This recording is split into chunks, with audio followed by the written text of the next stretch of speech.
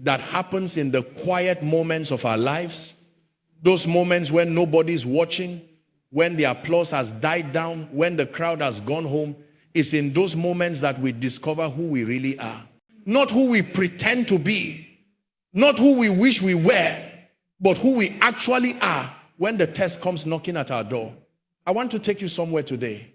Not to a place of comfort, but to a place of transformation. Because what I'm about to share with you isn't just information, it's a key.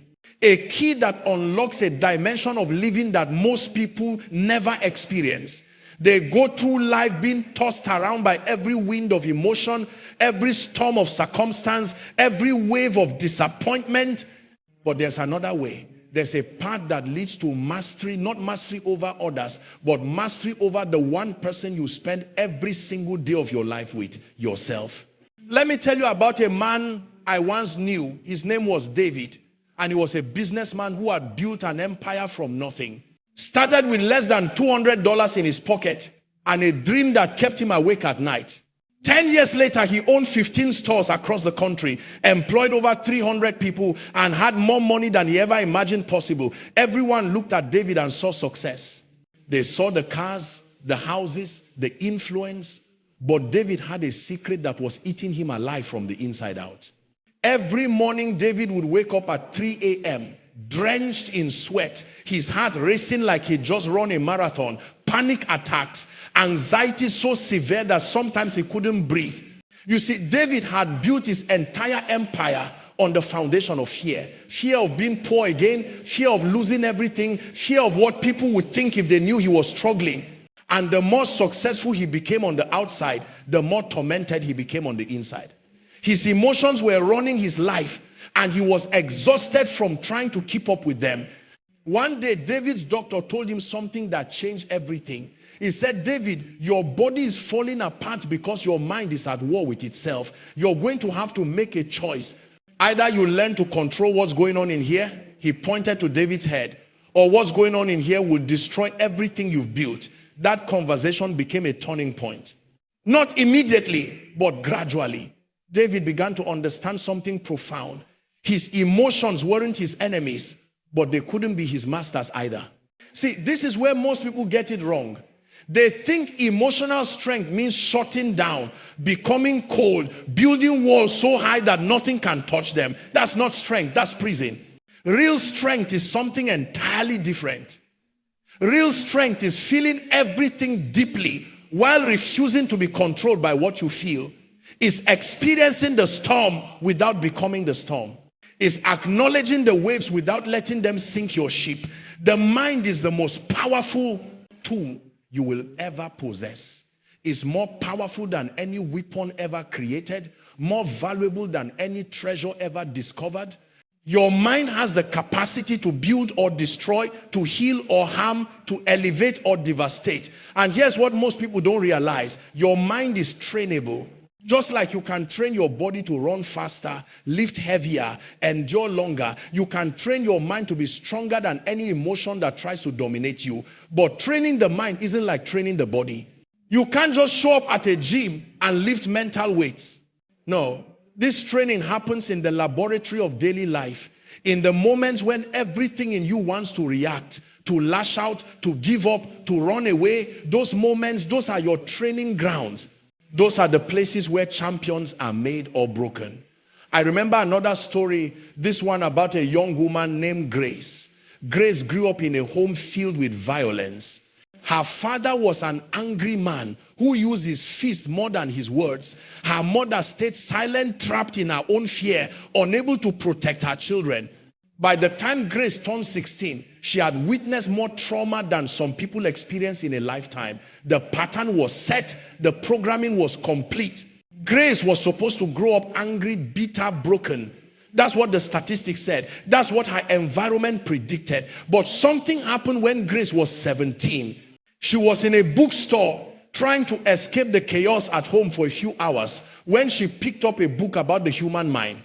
It wasn't a religious book or a self-help book. It was a scientific study about neuroplasticity, about how the brain can literally rewire itself. As Grace read those pages, something ignited inside her. A thought formed. that would change the trajectory of her entire life. If my brain can change, then I'm not stuck. If my mind can be rewired, then my past doesn't have to determine my future. From that day forward, Grace became a student of her own mind. She started paying attention to her thoughts. She began to notice the patterns, how certain situations would trigger certain emotions, how those emotions would lead to certain behaviors, how those behaviors would create certain outcomes. She was watching herself like a scientist watches an experiment. And slowly, deliberately, she started to intervene in the process. When anger would rise up in her chest, she didn't deny it was there. She didn't pretend she wasn't angry, but she also didn't let the anger dictate her actions. She would stop, breathe, and ask herself a powerful question. Is this emotion showing me something true, or is it showing me something familiar? Most of the time, she discovered her emotions weren't responding to what was actually happening. They were responding to old wounds, old fears, old patterns that had nothing to do with the present moment. This is crucial for you to understand. Your emotions are real, but they are not always right. They are real in the sense that you genuinely feel them. Nobody can take that away from you. But they are not always right in the sense that they don't always tell you the truth about what's actually happening. Your emotions are influenced by your history, your beliefs, your expectations, your fears. They are colored by every experience you've ever had, every word that was spoken over you, every disappointment you've endured. Think about it like this. Imagine you're wearing a pair of sunglasses with red lenses. Everything you look at appears red. The sky looks red. The grass looks red. The people around you look red. Now, is the world actually red? No. But your experience of the world is genuinely red because of the lenses you're wearing. Your emotions work the same way. There are lenses through which you interpret reality, but they are not always showing you reality itself. They are showing you reality filtered through your unique psychological and emotional history.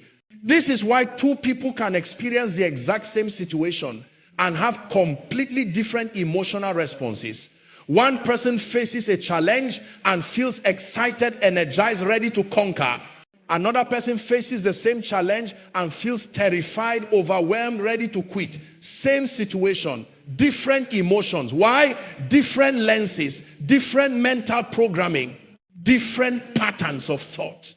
So when we talk about training your mind to be stronger than your emotions, we're not talking about suppressing what you feel. We're talking about developing the capacity to observe what you feel without being consumed by it. We're talking about creating space between the trigger and the response.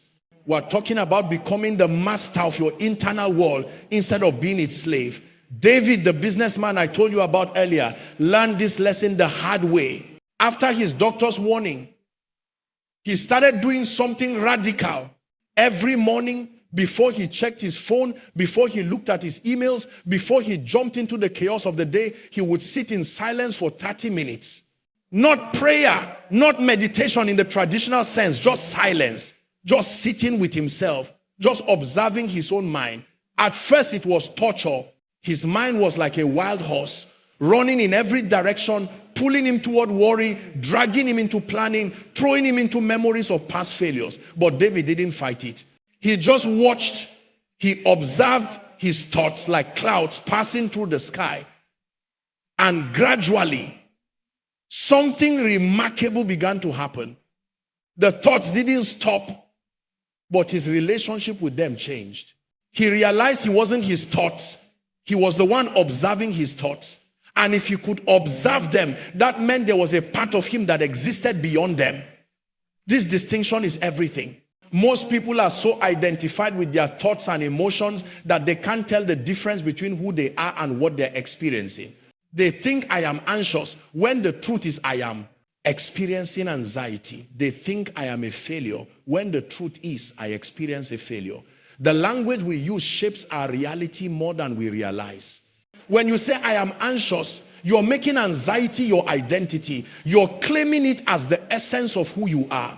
But when you say I am experiencing anxiety, you're acknowledging that anxiety is something you're going through, not something you are. It's a visitor, not a resident. It's a weather pattern, not the climate.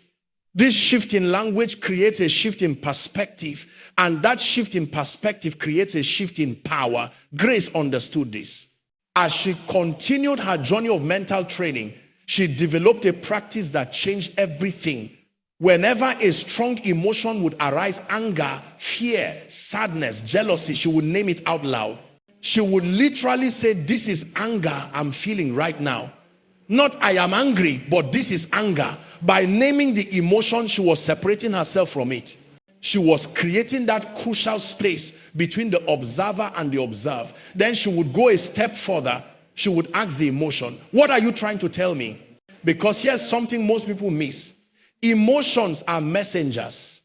They are trying to communicate something to you. Anger often tells you that a boundary has been violated. Fear often tells you that something important is at stake. Sadness often tells you that you've lost something valuable. These are important messages. But just because the messenger is loud doesn't mean you have to obey everything they say. Think of your emotions like a smoke alarm. When a smoke alarm goes off in your house, it's giving you important information. There might be danger, but you don't just stand there and listen to the alarm blaring. You investigate. You check for fire. If there's a real fire, you take action. If it's just burnt toast, you open a window and turn off the alarm. Either way, you are in control. You're receiving the information and deciding what to do with it.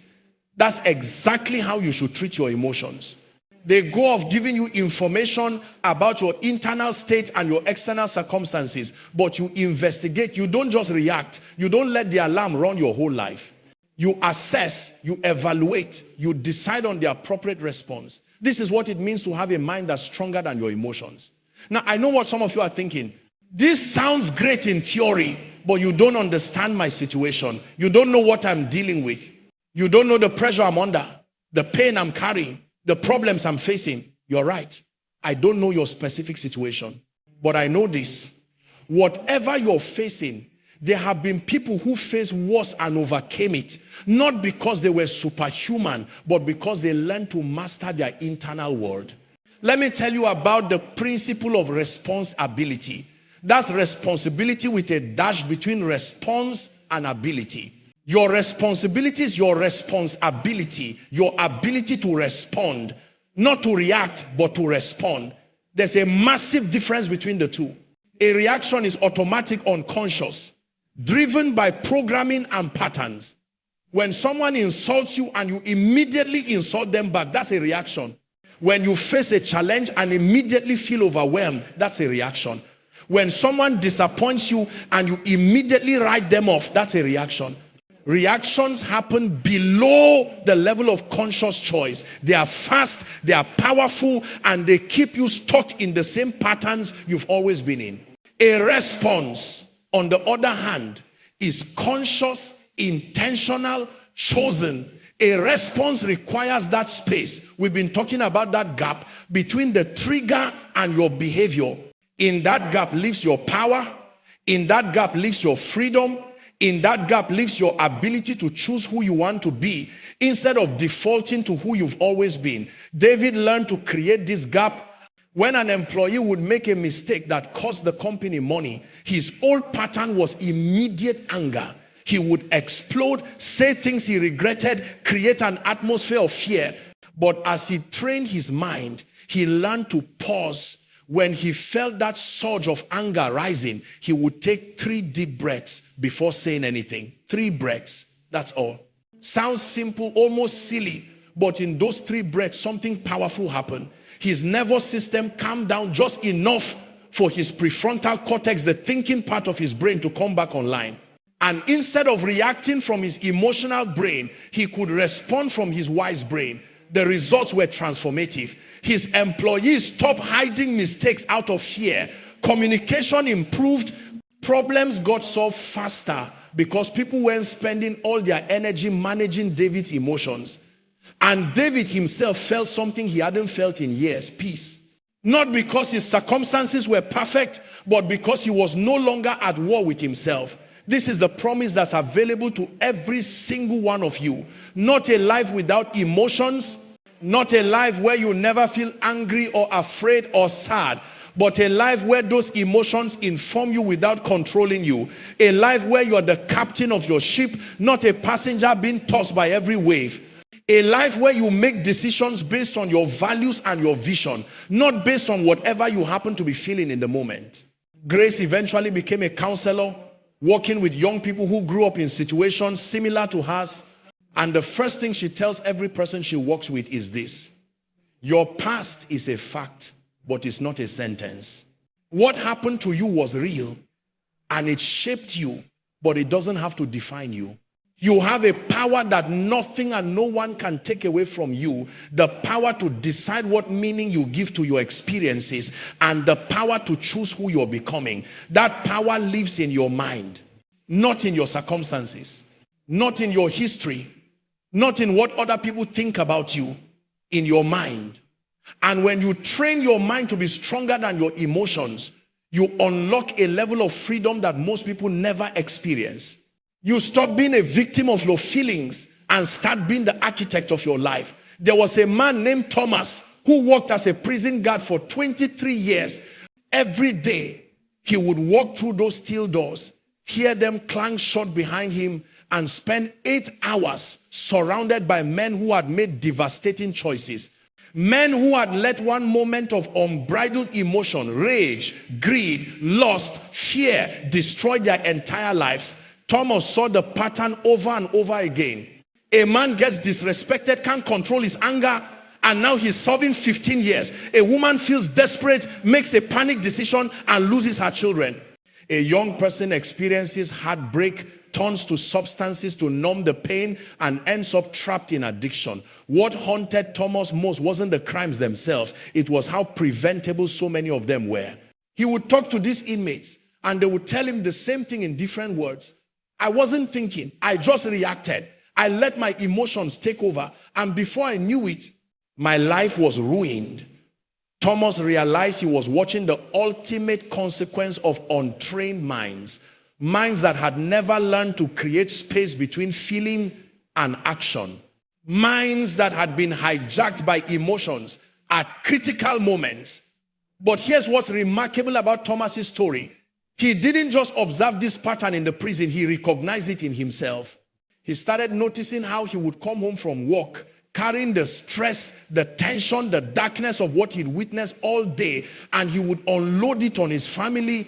His wife will ask a simple question and he will snap at her. His kids will make normal childhood noise and he would explode with irritation. He was bringing the prison home with him every single night.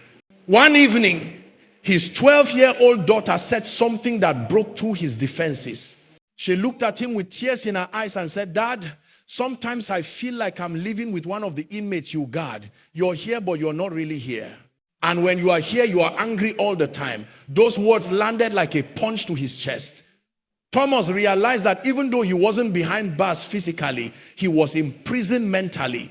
He was a prisoner of his own unprocessed emotions, his own untrained responses, his own mental patterns. That night marked the beginning of Thomas's transformation. He made a decision that would change not just his life, but his family's legacy. He decided that he would become as disciplined with his mind as he was with his body. You see, Thomas was a fitness enthusiast. He worked out 5 days a week, never missed a session, tracked his progress religiously, but his mind, he had never given it that same level of attention and training. So Thomas created what he called his mental gym. Every day on his drive home from the prison, a 30-minute commute, he would practice a specific routine. For the first 10 minutes, he would acknowledge everything he was feeling. He would name it frustration, sadness, anger, disgust, whatever was there. He didn't judge it or try to change it. He just acknowledged it. I'm feeling angry about the incident in cell block D. I'm feeling sad about the young kid who just got sentenced. I'm feeling disgusted by the violence I witnessed today. For the next 10 minutes, he would practice what he called perspective shifting. He would deliberately think about each situation from a different angle. The angry inmate who cursed at him, what pain might that person be carrying? The system that seemed broken, what were the complex factors that created it? This wasn't about making excuses or denying reality. It was about training his mind to see more than just his initial emotional reaction. For the final 10 minutes, he would focus on gratitude and intention. He would think about what he was grateful for: his health, his family, his home, his freedom. And he would set an intention for how he wanted to show up when he walked through his front door. I'm going to be present. I'm going to be patient. I'm going to be the father and husband my family deserves. The transformation didn't happen overnight. For the first few weeks, Thomas would finish his mental gym routine, walk through the door, and still find himself being irritable and distant. The old patterns were strong. They had been carved into his neural pathways through years of repetition. But Thomas kept at it. He kept practicing. And gradually something shifted. His wife noticed it first. She told him, I don't know what you're doing, but keep doing it. You're different. You're lighter. You're actually here with us. His children started seeking him out again, wanting to share their days with him, no longer afraid of his unpredictable reactions. And Thomas himself felt something he hadn't felt in years. He felt like he was living his life instead of his life living him. This is what happens when you commit to training your mind. The external circumstances don't necessarily change. Thomas still walked in the same prison, still witnessed the same difficulties, but his internal experience transformed completely. He had developed what we might call emotional fitness. Just like physical fitness gives you the strength to carry heavy loads and the endurance to keep going when you're tired, emotional fitness gives you the capacity to feel deeply without being overwhelmed, to face challenges without being defeated, to experience pain without being destroyed.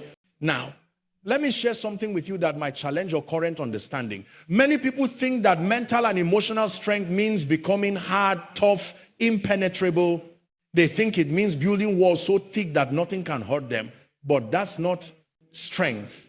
That's actually weakness disguised as strength. Real strength has the quality of flexibility. Like bamboo in the wind, it bends but doesn't break. It feels but doesn't fracture.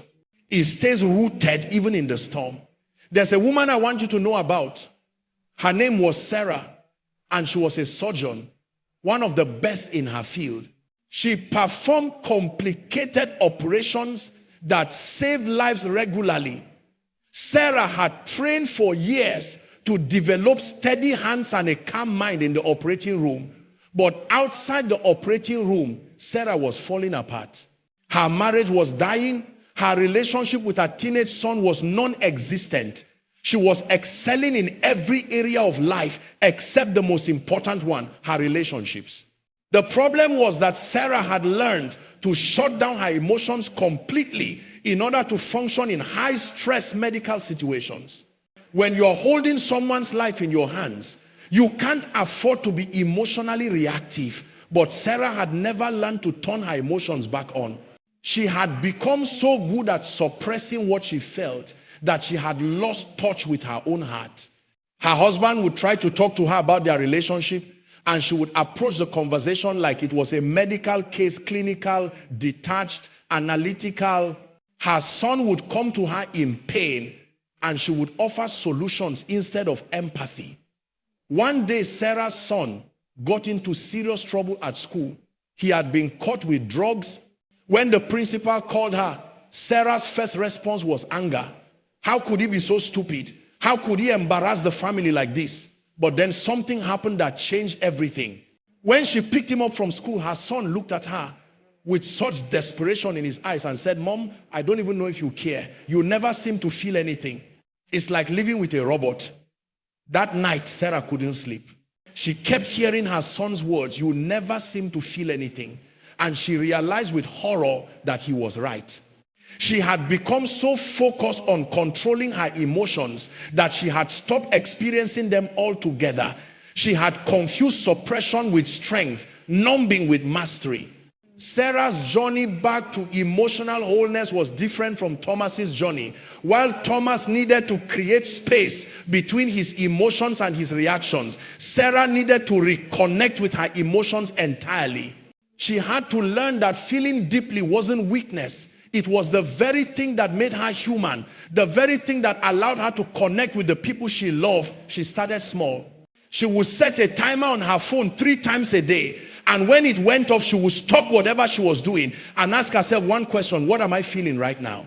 At first, she had no idea. The connection had been severed for so long, but she kept asking. And gradually, slowly, she began to feel again. Sadness about the distance in her marriage.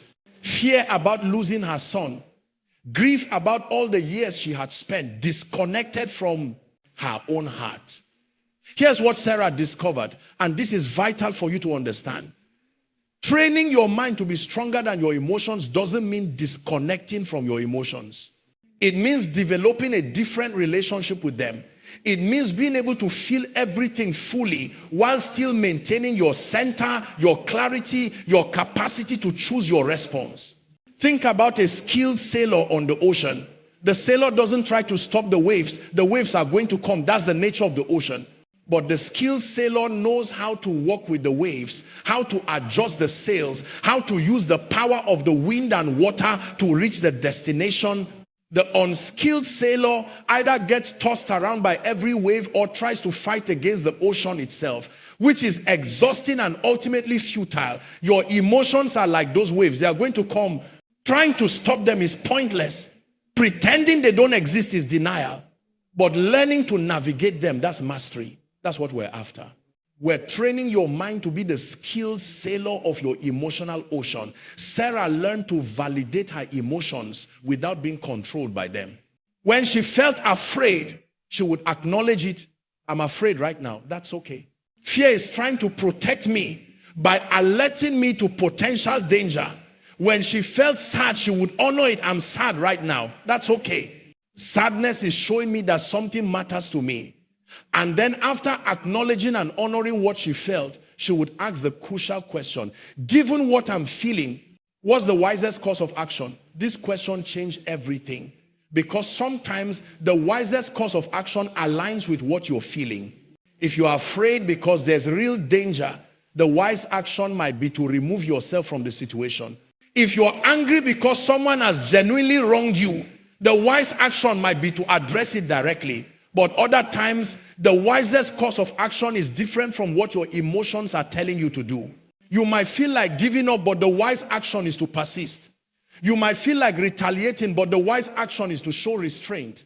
You might feel like isolating yourself, but the wise action is to reach out for support. The key is that you're making a conscious choice rather than being swept away by the emotional current. You're receiving the information your emotions are providing, and then you're applying wisdom to determine your response. This is integration we're seeking. Feeling fully while thinking clearly. Experiencing deeply while acting wisely. Let me tell you about the principle of the emotional bank account. Every time you successfully navigate a strong emotion without being controlled by it, you make a deposit. Every time you pause before reacting, you make a deposit. Every time you choose a response aligned with your values, rather than just following your feelings, you make a deposit. And these deposits accumulate. They build what we might call emotional wealth, a reserve of strength and stability that you can draw from when things get really difficult. Thomas built his emotional bank account through his daily mental gym practice. Sarah built hers by reconnecting with her emotions in a healthy way. And both of them reached a point where they had enough in their account to handle major crises without being destroyed by them. 2 years after Thomas started his mental training, there was a riot at the prison, a violent, dangerous situation that resulted in injuries and could have resulted in deaths. In the past, Thomas would have been traumatized by such an event, would have brought that trauma home and let it poison his family life for weeks. But this time was different. He felt all the emotions, the fear, the adrenaline, the shock, but he didn't become those emotions. He processed what happened. He talked about it with his wife. He allowed himself to feel the impact of it, but he didn't let it take over his life. Sarah's test came when her mother was diagnosed with terminal cancer. The old Sarah would have shut down completely, would have handled all the logistics with clinical efficiency while never actually grieving. But the new Sarah allowed herself to feel the full weight of the loss. She cried. She sat with her pain. She let her son see her being vulnerable. And in that vulnerability, something beautiful happened. Her family came together. Her son opened up to her in ways he never had before, because he finally saw her as human, as someone who felt things deeply. Her marriage began to heal because her husband finally felt like he could reach her heart again. This is the paradox of emotional strength. It looks like vulnerability. It looks like honesty. It looks like admitting when you're struggling instead of pretending you have it altogether. But it's not weakness masquerading as strength. Is strength secure enough to be vulnerable? Strength that doesn't need to prove itself through hardness or invulnerability. As we come to the close of this time together, I want you to understand something clearly. The journey of training your mind to be stronger than your emotions is not a destination you arrive at. It's a path you walk for the rest of your life. There will be days when you nail it, when you respond with wisdom and grace to things that would have destroyed you before. And there will be days when you fail spectacularly, when you react in all the old ways and wonder if you've made any progress at all. But here's what I need you to know. Every single moment is an opportunity to begin again. You don't have to wait until tomorrow or next week or next year. The very next trigger, the very next strong emotion, that's your training ground. That's where you get to practice creating that space, asking that question, choosing your response. Start with awareness. Just notice what you're feeling without immediately acting on it. Notice the sensations in your body. Where do you feel anger? Where does fear show up? Where does sadness sit? This bodily awareness is the first step toward emotional mastery, because your body often knows what you're feeling before your mind does. Then practice naming what you feel. Say it out loud if you can. Write it down if that helps. I'm feeling anxious right now. I'm feeling disappointed. I'm feeling overwhelmed. The simple act of naming an emotion begins to reduce its power over you. Next, get curious about your emotions. Instead of being controlled by them, ask questions. Why might I be feeling this way? What's this emotion trying to tell me? Is this feeling about what's happening right now? Or is it connected to something from my past? What would wisdom say about this situation? And finally, make a conscious choice about your response. Not a perfect choice. You're human, you're learning, you're going to make mistakes. But a conscious choice. A choice that aligns with who you want to be. Not just with what you happen to be feeling in the moment. The mind you're training isn't separate from you, it is you. And every time you exercise it, every time you strengthen it, every time you choose response over reaction, you're literally changing the structure of your brain. You're creating new neural pathways. You're building new patterns. You're becoming a new version of yourself. Thomas is still a prison guard, but now he also mentors young officers, teaching them what he learned about emotional regulation. Sarah still performs surgeries, but now she also has a rich, connected family life. Grace, who I told you about in the first part, now runs a center helping trauma survivors reclaim their lives. David, the businessman, sold several of his stores and now spends half his time teaching entrepreneurs about sustainable success. Success that doesn't require sacrificing your peace. Each of them will tell you the same thing. The journey was worth it. The effort was worth it. The commitment to training their minds was the most important investment they ever made. Because at the end of the day, you can have all the success in the world, all the achievements, all the accolades, but if you are a slave to your emotions, if you are tossed around by every wind of feeling, if you have no mastery over your internal world, you're living in a prison of your own making. But when you develop that strength, when you train that mind, when you become the master of your emotional life, you experience a freedom that nothing external can give you. You find that you can weather any storm, face any challenge, endure any difficulty, because your stability doesn't come from your circumstances, it comes from within. This is your invitation. Not to perfection, but to practice. Not to becoming emotionless, but to becoming emotionally intelligent. Not to hardness, but to true strength. The kind that bends without breaking, feels without fracturing, engages without being overwhelmed. Your mind is waiting to be trained. Your emotions are waiting to be understood rather than feared. Your life is waiting for you to step into the fullness of who you were created to be. Someone who feels deeply, thinks clearly, and acts wisely. The time to begin is now. Not when circumstances are perfect. Not when you feel ready. Now, this moment. This is where transformation begins.